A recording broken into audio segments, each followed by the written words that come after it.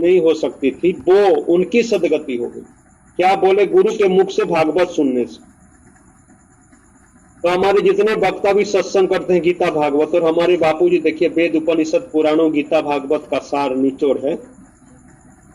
अभी सब मिला था परीक्षित को 7 दिन में कैसे तरे, जिसको ब्रह्म अभिशाप मिला हो, तक्षक दंशन करने वाला हो, उसकी सदगति हो ही नहीं, फिर से जन्म लेना पड़ेगा।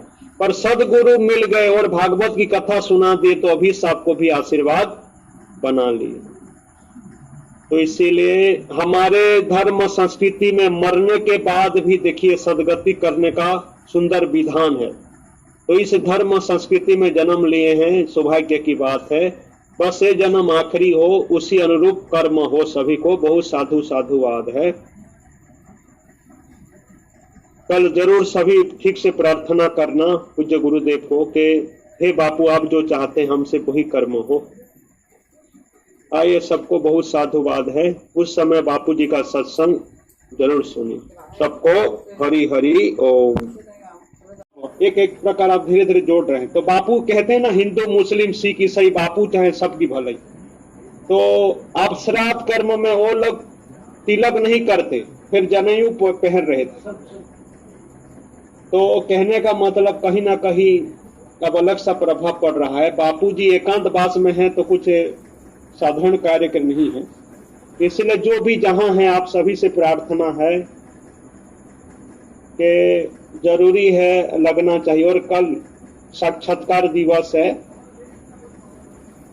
और देखिए जितने भी महापुरुष हुए, साक्षात्कार के बाद ज्यादा समय रुके ही नहीं धरती पे। अब शंकराचार्य जी को देखिए 32 साल में ही ब्रह्मलीन हो गए थे। यहाँ के संत गैकर सिर पर बोझा धोकर नंगे पैर पथरीले रास्ते पर जाते थे सेवा कर। उन्होंने कहा है जब तक जिंदगी है भलाई के कार्य करते रहो। और हमारे बापूजी को देख लो, इस उम्र में लगे हुए हैं।